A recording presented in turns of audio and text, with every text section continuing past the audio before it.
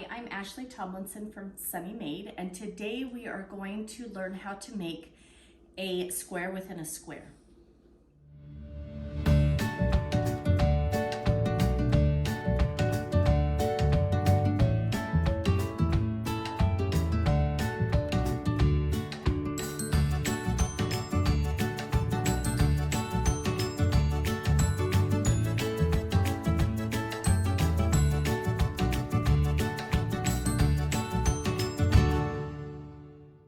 Welcome back. We are on month 4 of our beginner skill builder quilt.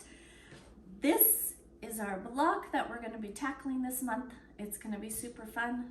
And another few basics. We're going to learn how to do a square within a square. This is also called a diamond within a square, depending on how you want to look at it. We're going to learn how to make some quarter square triangles, and then we'll just put it all together at the end of the month. Now, these square within a square, we're going to use the flip and stitch method. That's what we're going to go over today. There's several different ways to do it. I will probably cover another 1 or 2 following this in the coming months, but today we're going to just do a flip and stitch method. There is going to be a little bit of waste, just like in the flip and stitch flying geese. We're going to trim off those corners, but it's very basic and it's a great way to learn how to start these.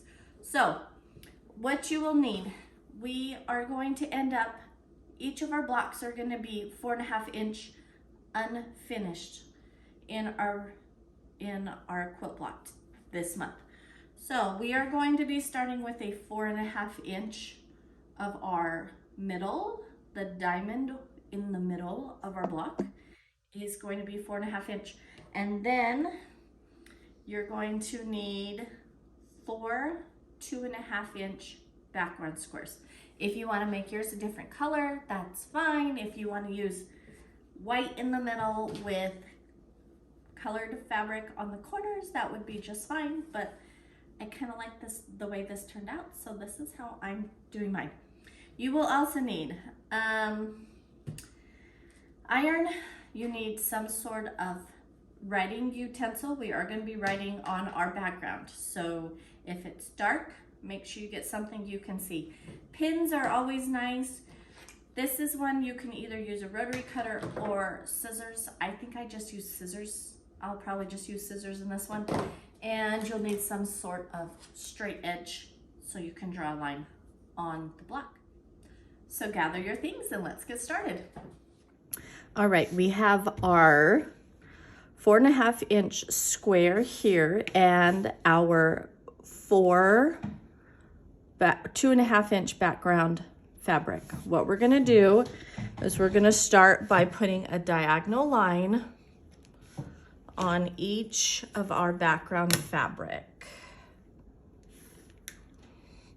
I'm just using a pencil here. If you're using a darker background fabric, you could use a chalk pencil. I have some cool ones that when you use them and you iron, the line will come off. And so those are kind of fun. I think that's by Pentec. So anything it will work. Like I said, I'm just using a regular pencil. We are going to lay this on the corner. Now you don't have to pin, but I am going to pin it just so they don't move. And then we're going to put one on the opposite corner. Now when we take it to the sewing machine, we're going to sew right down the line. It's not going to be a 1/4 inch. It's going to be right down that line. Now I want you to notice that I sewed right to the outside of each of those lines. And the reason is that I'm getting a nice, when I fold it back, it's going to line up perfectly with that edge. And so if you do it on the line, you might not have enough corner. So I just sew just to the outside of that line. So what we're gonna do now is we're gonna fold this, well, let's first hit it with our iron, set those seams, okay? Then we're gonna fold it back and line it up right in that corner. And what this does is it'll allow you to not have to do any trimming at the end. Okay, set the seam. I think I already did that though. And then fold it, line it up with the corner, and iron it. Now we have 3 layers of fabric. You could take your rotary cutter and cut it 1/4 inch. I'm just gonna take some scissors and cut off those corners.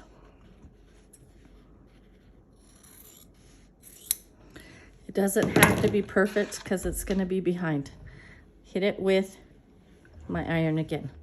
Now, our next 2 pieces, we're going to put this one here and this one here.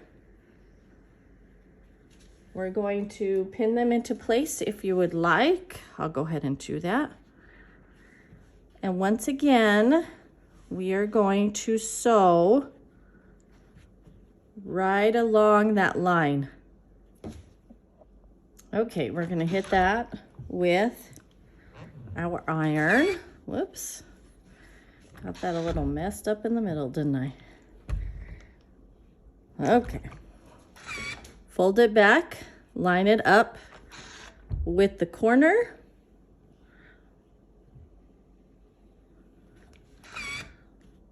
Fold this one back, line it up with this corner, trim it or iron it, then we're going to trim it.